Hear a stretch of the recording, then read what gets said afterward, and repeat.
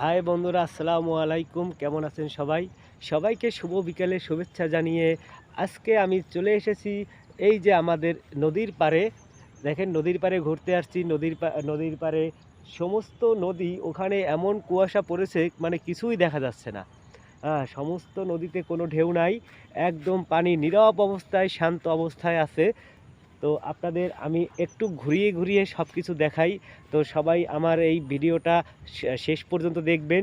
শেষ পর্যন্ত দেখে একটা লাইক, একটা কমেন্টের ভালোবাসার অপেক্ষায় থাকবো আপনাদের। তো সবাই আমার পাশে থাকবেন। তো আমি আপনাদের একটু নদীটাকে ঘুরাইয়ে দেখাই। এই যে দেখুন আমাদের নদীটা। আর এই যে জায়গাটা দেখতেছেন, আমি একটু দেখাই। এই জায়গাটা ভাঙতে ভাঙতে কিন্তু এখানে চলে আসছে। হ্যাঁ, এই জায়গাটা কিন্তু ছিল অনেক দূরে।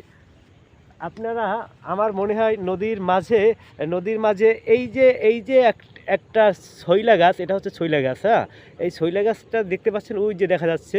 তো ওই পর্যন্ত কিন্তু এটা ছিল। তো এটা এখন ভাঙতে ভাঙতে এই পর্যন্ত আইসা গেছে। তো এই যে নদী, দেখেন, নদী কিন্তু একদম, পানি কিন্তু একদম শান্ত আছে। নদীতে কোনো ঢেউ নাই, কোনো কিছু না। অথচ জোয়ার, এখন কিন্তু জোয়ার চলতেছে। তো নদী একদম পুরোপুরি শান্ত। তারপর নম্র ভদ্রভাবেই নদী একদম শান্তনিষ্ঠভাবে আছে। তো আপনারা আমার এই ভিডিওটা তো প্লিজ সবাই সম্পূর্ণ দেখবেন। নদীমাতৃক দেশ আমাদের এই বরিশাল। ধান, নদী আর খাল, এই তিন নিয়েই আমাদের এই বরিশাল। তো অনেক সময় বরিশালকে নিয়ে আমরা অনেক গর্ব করি।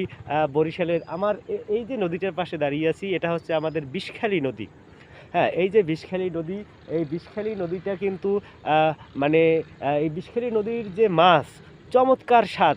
যে স্বাদ আপনারা, এই যে পদ্মা নদী আছে, তারপরে খুলনা অঞ্চলে বিভিন্ন নদী আছে, বিভিন্ন জায়গায় পদ্মা, মেঘনা, যমুনা, যত নদী বলেন, কিন্তু আমাদের এই নদীর পানির মাছের যে স্বাদ, এরকম স্বাদ হয়তো কোথাও পাওয়া যায় না। এমন সুন্দর স্বাদ। যারা যারা বিষখালী নদীর ইলিশ খেয়েছে তারা জানে যে আসলে বিষখালী নদীর মাছের স্বাদ কেমন। শুধু বিষখালী নদীর ইলিশ মাছই না, এই আমাদের এই বিষখালী নদীতে কিন্তু নানান ধরনের মাছ পাওয়া যায়। তো প্রত্যেকটা মাছের স্বাদই কিন্তু অসাধারণ। দূর দূরান্ত থেকে আসে আমাদের এখানে মাছ ধরে।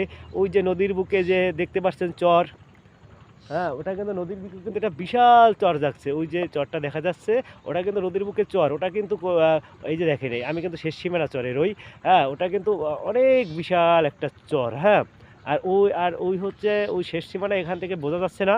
হ্যাঁ, কিন্তু এই চরটা কিন্তু বিশাল বিশাল চর। একসময় ওই চরটাতে আমি ঘুরেছি, ওখানে পিকনিক করেছি।